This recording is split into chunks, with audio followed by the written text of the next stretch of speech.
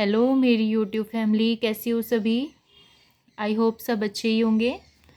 तो आज की क्लास हिंदी की है। इसमें मैं आपको करवाऊंगी घोष वर्ण और अघोष, अल्प प्राण और महाप्राण।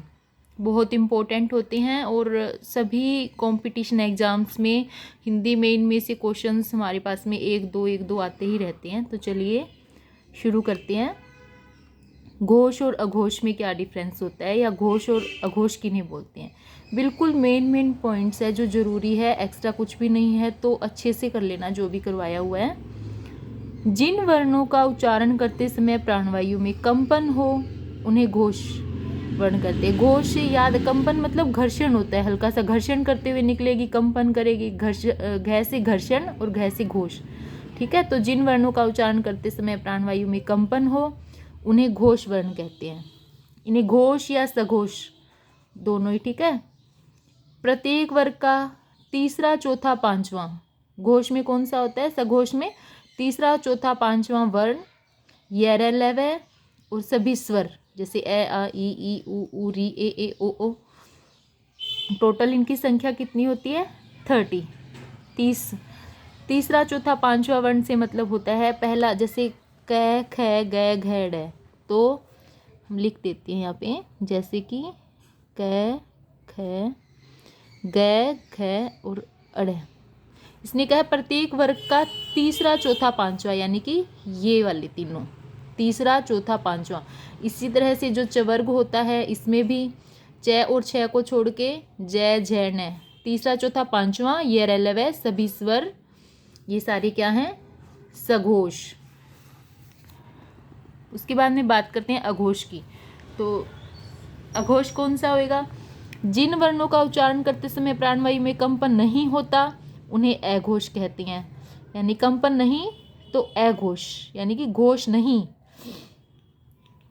प्रत्येक वर्ग का पहला दूसरा वर्ण, पहला दूसरा और शेष है, ये क्या हो गए, अघोष। अब याद रखना, अघोष में होएगा पहला दूसरा, प्रत्येक वर्ग का पहला और दूसरा वर्ण, और सघोष में होएगा तीसरा चौथा पांचवा।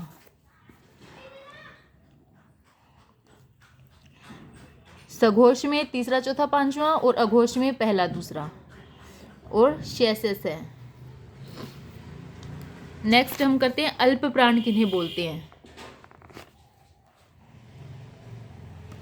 अल्प प्राण, अल्प जैसे इसकी नाम से ही मतलब हमें वो थोड़ा थोड़ा पता लग रहा है। जिन वर्णों के उच्चारण में प्राण वायु कम मात्रा में बाहर निकलती है उन्हें अल्प प्राण बोलते हैं। अल्प मतलब थोड़ा ही होता है, अल्प का मतलब होता है थोड़ा, प्राण यानी कि प्राण से प्राण वायु अल्प मात्रा में, थोड़ी मात्रा में बाहर निकले उन्हें क्या बोलते हैं, अल्प प्राण बोलते हैं। अल्प प्राण कौन से हो गए, प्रत्येक वर्ग का पहला तीसरा पांचवा सभी स्वर और ये रेलव। पहला तीसरा पांचवा से आप समझते हैं, जैसे कि हमने राइट कर रही हूँ क ख ग घ अड़। तो इसमें कौन सा होएगा अल्प प्राण, पहला तीसरा और ये पांचवा, ये क्या होंगे, तीनों अल्प प्राण, ठीक है। सारे स्वर भी अल्प प्राण में आएंगे और ये रेलवे आएंगे। नेक्स्ट है महाप्राण। महाप्राण जैसे कि महा मतलब ज़्यादा, तो जिन वर्णों के उच्चारण में प्राणवायु अधिक मात्रा में बाहर निकले वे महाप्राण होते हैं। अब पहला तीसरा पांचवा तो हो गए अल्प प्राण, तो महाप्राण कौन से होंगे, दूसरा और चौथा। प्रत्येक वर्ण का दूसरा और चौथा वर्ण और शेष है, ये सब क्या होंगे, महाप्राण। तो इस टॉपिक में इतना ही। नेक्स्ट क्लास में आपको प्रयत्न की दृष्टि से व्यंजनों के भेद करवाऊंगी। अगर आपको वीडियो हेल्पफुल लगे कंटेंट आपको, तो प्लीज़ चैनल को सब्सक्राइब कर लेना। Thank you.